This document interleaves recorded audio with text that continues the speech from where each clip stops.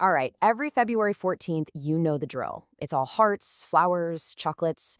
But what if I told you the real story behind Valentine's Day has nothing to do with love?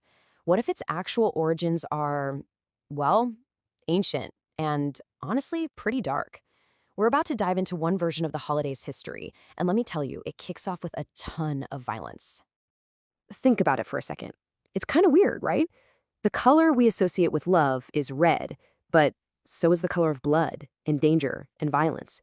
How on earth can one color mean two things that are total opposites?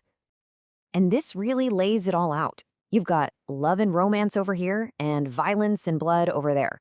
According to the story we're digging into, this connection, it's not a coincidence at all. In fact, it's the absolute key to unlocking the holiday's really brutal beginnings. Okay, so to really get to the bottom of this, we've got to go way, way back. I'm talking long before St. Valentine was even a thought. Our story actually starts in 6th century BC Rome. And it's a myth about a cruel king, a couple of abandoned twins, and, believe it or not, a very motherly wolf. So the legend goes something like this. You have this tyrannical king who's terrified these two newborn twins are going to grow up and steal his throne, so he orders them to be killed. But a soldier takes pity on them, right? He puts them in a basket and just sets them adrift in a river. And who finds them? A she-wolf. She takes them to her cave and nurses them until a shepherd stumbles upon them. And those twins, well, they grow up to be none other than the legendary founders of Rome, Romulus and Remus. And that cave, it becomes this super important sacred place. The twins named it Lupercal, which comes from lupus, the Latin word for wolf. And this very spot is about to become the epicenter for let's just say a really wild annual ritual. So you see how this personal origin story kind of snowballs into this massive public event? That she-wolf, she eventually gets deified, worshipped as a goddess of fertility. And to honor her, the Romans start this huge annual festival every mid-February called Lupercalia. And trust me, it was anything but a quiet, respectful ceremony. Okay, get ready for this, because the ritual was shockingly violent. It kicked off with a kind of lottery, where all the men would draw a young woman's name from a jar. Then, priests would sacrifice a goat and a dog inside that sacred Lupercal cave. The men would then get naked, smear themselves with the animal's blood, and craft whips from the hides. And then, paired up with the woman whose name they drew, they'd run through the city, whipping them. Yeah, all in the name of a fertility rite. And this right here is the main takeaway. The whole festival was just a spectacle of blood. The streets, the people, everything was just covered, stained red. So this is where we get that first, really violent connection between the color red and a festival in the middle of February. All right, let's jump forward a few hundred years. We're in the 3rd century AD now. The Roman Empire is still a powerhouse, but there's a new religion spreading like wildfire, Christianity. And this is where the guy whose name is on all those cards we buy finally makes his appearance. His name was Valentine. He was a Christian priest, and he was living under the rule of Emperor Claudius II. Now, this was a time of non-stop war, and the emperor, well, he needed every single soldier he could possibly get his hands on. See, Claudius had this theory that unmarried men made for better, more focused soldiers. So what does he do? He just outlaws marriage for all his young soldiers.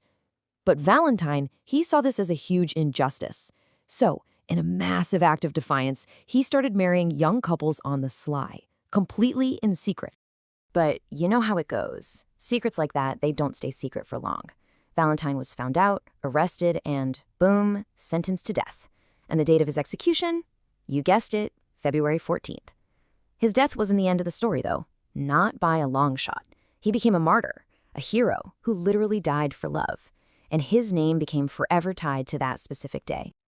And this is where things get really interesting. It's like a collision of two totally different worlds. Because now you've got two completely separate traditions happening at the same time, right in the middle of February. You've got the bloody, pagan Lupercalia festival on one hand, and the memorial for Saint Valentine, the Christian hero of love, on the other. And you can really see the overlap here. It's pretty wild. The timing, almost exactly the same. The themes, okay, they're different, but they both have to do with relationships between men and women. And the biggest thing, they're both tied to the color red. One through actual blood, the other through the idea of passionate love. So as Christianity got more and more powerful, the church saw a golden opportunity. I mean, why get rid of a super popular pagan festival when you can just kind of take it over? So the solution, at least according to this version of the story, was some seriously clever rebranding. The church basically gave its official stamp of approval to a mid-February festival, but they called it Valentine's Day. They kept the date, they kept the color red, but they ditched the whole violent ritual and replaced it with the much nicer story of a Christian saint. It was a genius way to just paper over those old, messy pagan roots. So the big question is, how did we get from all of that to the holiday we spend billions and billions of dollars on today? All right, let's connect the final dots. So this thing that started as a violent ritual and then turned into a day to remember a martyr is now a commercial beast, a juggernaut.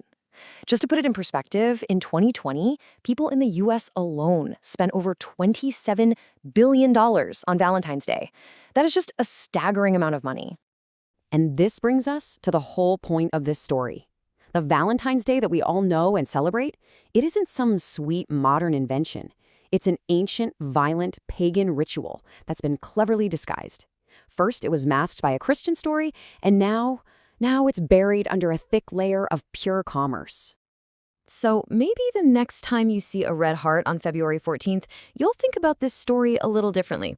And it really makes you wonder, doesn't it? If a holiday this huge, this common, has such a wild and hidden history, what other traditions are we all celebrating without having a clue about their true hidden stories?